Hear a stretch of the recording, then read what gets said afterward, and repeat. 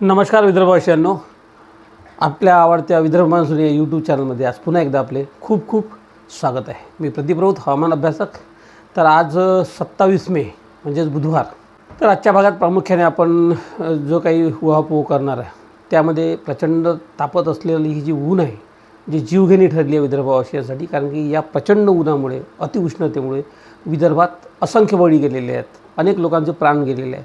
त्यामुळे हा उन्हाचा प्रकोप नेमका कधीपर्यंत आहे आणि हा कधी थांबणार याचा प्रामुख्याने आज आपण धानोडा घेणार आहोत। सोबतच जो काही प्री मान्सून आहे म्हणजे पूर्व मोसमी जे पाऊस आहे हा विदर्भात कधी पोहोचणार आहे। कारण की आपण मागच्या भागात सांगितलं होतं की जवळपास पूर्व मोसमी पाऊस हा विदर्भात 28 तारखेच्या पुढे येईल आणि नेमका तो 28 तारखेच्या पुढे कधी येईल हे आज याचा उल्लेख, याचा उहापोह आपण आजच्या भागात करणार आहोत। परंतु तत्पूर्वी जर आपण विदर्भ मान्सून चॅनल हे जर सबस्क्राईब केलं नसेल तर तातडीनं सबस्क्राईब करा। कारण की या माध्यमातून आपल्यासोबतच अनेक शेतकऱ्यांपर्यंत, या विदर्भातल्या लाखो शेतकऱ्यांपर्यंत शेतीचं नियोजनासंदर्भातली माहिती पोचते। सोबतच मान्सून नेमका कुठे कसा राहील जेणेकरून त्यांना शेतीची कामं करता येईल, त्या पद्धतीने त्यांना सर्व मान्सूनचा आढावा घेता येईल आणि पीक पेरणी, पाणी या सर्व गोष्टींचं त्यांना माहिती होईल। यासाठी समस्त शेतकऱ्यांपर्यंत हे व्हिडिओ पोचवणे जरुरीचे आहे। म्हणून आपण ज्यांनी सबस्क्राईब केलं नसेल चॅनल त्यांनी तातडीनं ते सबस्क्राईब करा।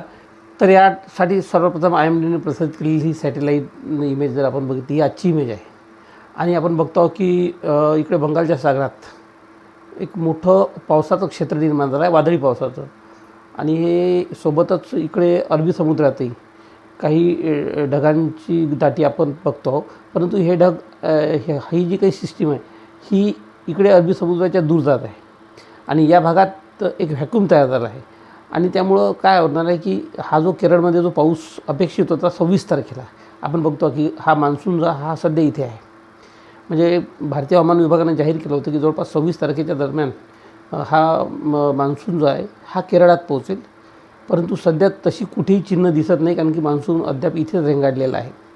परंतु एक महत्त्वाचं की आपण विदर्भ मान्सून चॅनलनं आपण मागच्या भागात सांगितलं होतं की मान्सून जो हा केरळात 28-29 तारखेच्या दरम्यान पोचू शकतो। आणि आजची जर स्थिती बघितली तर विदर्भ मान्सूनचं जे भाकीत आहे हे तंतोतंत खरं ठरण्याची शक्य दिसत आहे। कारण की 28-29च्या आधी कोणत्याही परिस्थितीत मान्सून केरळात पोचेल अशी शक्यता दिसत नाही। तर आपण बघत होतो की सिस्टीम ज्या आहेत, आता आपण बघतो की या बंगालच्या सागरात मोठ्या प्रमाणात एक वादळी परिस्थिती निर्माण झाली आहे आणि त्यामुळे आपण बघतो की मोठ्या प्रमाणात ढग आणि या भागात सक्रिय झालेले आहे। त्यामुळं हे ढग पुढच्या 1-2 दिवसात विदर्भ, मराठवाडा या भागात सक्रिय होणार आहे आणि त्यानंतरच खऱ्या अर्थानं 29 तारखेच्या पुढे किंबहुना 30 तारखेपासूनच विदर्भात पूर्व मान्सून पावसाला सुरुवात होऊ शकते, अशी एकंदरीत स्थिती आहे। सोबतच 28 तारखेलाच या भागातून एक मोठा पश्चिमी विक्षोभ येणार आहे आणि हा पश्चिमी विक्षोभाच्या प्रभावामुळे सुद्धा विदर्भात 28 तारखेच्या पुढे, 29 तारखेच्या पुढे विदर्भात पावसाला सुरुवात होऊ शकते। अर्थात हा प्री मान्सून पाऊस राहणार आहे, हा वादळी स्वरूपाचा पाऊस राहील पुढचे जवळपास 30-31 तारखेपासून।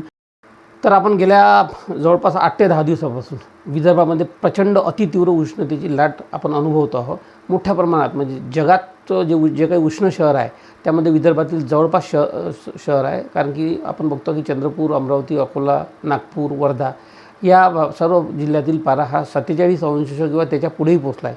काल ब्रह्मपुरीत 47.4 म्हणजे 47.4 असं भयंकर तापमान नोंदलं गेलं। गडचिरोलीमध्ये सुद्धा परवा भयंकर तापमान नोंदलं गेलं। म्हणजे एकंदरीत स्थितीचा आढावा घेतला तर बुलढाणा जर सोडला, बुलढाण्यातही तापमान 45 डिग्रीच्या पुढेच आहे, परंतु इतर सर्व ठिकाणी 46-47 डिग्री इतकं प्रचंड तापमान आहे आणि या तापमानानं विदर्भात कहर केला आहे। तर की या तापमानानं विदर्भात गेल्या आठवड्याभरात अनेक बळी घेतलेले आहे, अनेकांचे प्राण घेतले आहे, इतकं भयंकर असं हे तापमान आहे।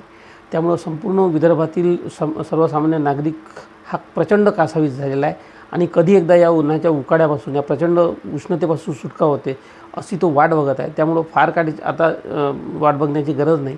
पुढचे 2 दिवस अशीच परिस्थिती विदर्भात राहणार आहे। प्रचंड उष्णतेची लाट पुढचे 2 दिवस विदर्भात राहील। म्हणजे जवळपास आजची 27 तारीख आहे, 28 आणि 29 तारखेपर्यंत ही लाट राहील आणि 29 तारखेनंतर मात्र विदर्भातील हा उष्णतेचा पारा जो आहे हा वेगानं खाली उतरायला सुरुवात होईल. 30 तारखेपासून आणखी त्यात कमतरता येईल आणि 31 तारखेपासून विदर्भातील उष्णतेची लाट पूर्णपणे संपलेली असेल आणि मोठ्या प्रमाणात पावसाचं आगमन, वादळी पावसाचं आगमन 30 तारखेपासून विदर्भात होईल आणि त्यानंतर 31 तारखेपासून जी प्रचंड तापमान जे आहे हे अतिशय वेगानं खाली येईल आणि या उष्णतेच्या लाटेपासून विदर्भाची सुटका आहे 31 मेपासून होण्याची शक्यता सध्या तरी दिसत आहे. तर आपण बघतो की जवळपास 28 तारखेपासून विदर्भातील वातावरण बदलले आणि 29 तारखेला आपण बघतो की अकोला, अमरावती या संपूर्ण भागामध्ये, मेहकर असेल, बुलढाणा असेल, म्हणजे पश्चिम विदर्भाच्या जवळपास भागामध्ये 30 तारखेपासूनच वादळी पावसाला जोरदार सुरुवात होईल 30 तारखेला आणि 30 तारखेला यात वाढ होणार आहे.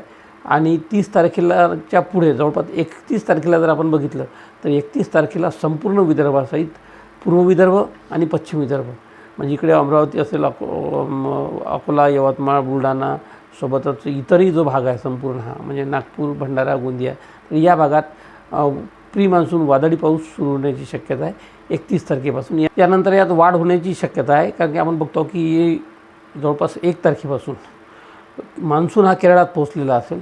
सोबतच आपण बघू की अरबी समुद्रातही एक सिस्टीम तयार झालेली असेल आणि इकडे या भागातून आपण पावसाचे वारे आपल्या महाराष्ट्राच्या भागात पोहोचेल. सोबतच इकडे हा बंगालचा सागर आहे, या भागात जी सिस्टीम तयार झाली आहे, इकडून उत्तरेकडून येणारा एक पश्चिमी विक्षोभ आणि या सर्व बाबीमुळे 1 तारखेपासून विदर्भातील पावसाचं प्रमाण वाढणार आहे, वादळी पावसाचं. आणि 1 तारखेपासून तर जवळपास 5 ते 6 तारखेपर्यंत विदर्भाच्या सर्वच जिल्ह्यांमध्ये जोरदार वादळी पाऊस होण्याची शक्यता आहे.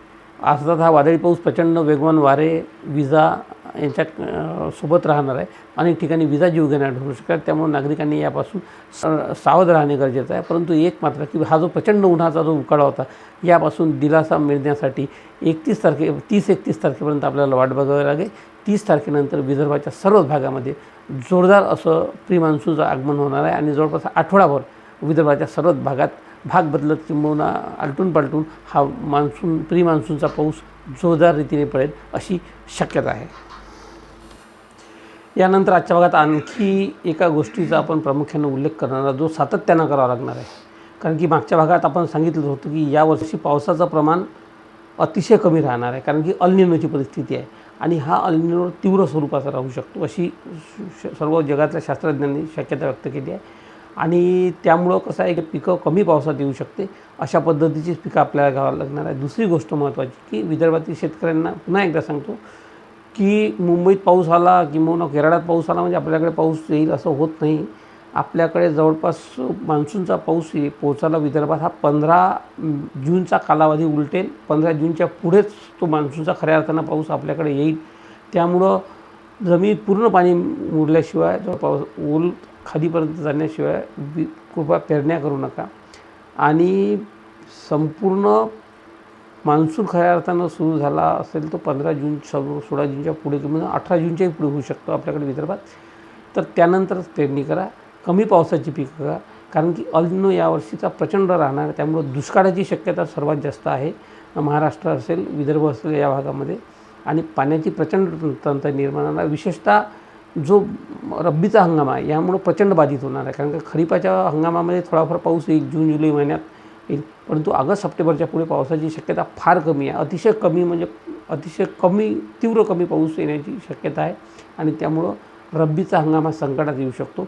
त्या दृष्टीनं आपण शेतीचं नियोजन केलं पाहिजे. आपण बघतो की अल निनोची जी काही परिस्थिती जगभरातल्या शास्त्रज्ञांनी जी सांगितली आहे, आपण बोलतो ही नोआ ही संस्था ही जगातील हवामानाचं भाकीत करणारी संस्था आहे आणि त्यांनी दाखवलं आहे की जवळपास मे महिन्यातच आता या अल निनोला सुरुवात झाली आहे.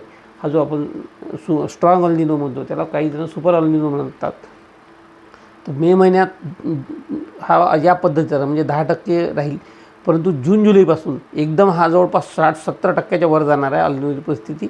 आणि ऑगस्ट महिन्यापासून आपण बघतो की जवळपास 90 ते 95% तर सर्व सप्टेंबर, नोव्हेंबर, ऑक्टोबर, नोव्हेंबर, डिसेंबर, जानेवारी, फेब्रुवारी म्हणजे पुढच्या वर्षीपर्यंत मोठ्या प्रमाणात अल निनोचं प्रचंड संकट राहणार आहे. याचाच अर्थ मोठ्या प्रमाणात उन्हीचं सावट, प्रचंड ऊन, नियमित उन्हापेक्षा ऊन राहील आणि त्यामुळं पाण्याचं बाष्पीभवन होईल, पाण्याचे प्रॉब्लेम निर्माण होणार आहे जवळपास हिवाळ्यानंतरच मोठ्या प्रमाणात.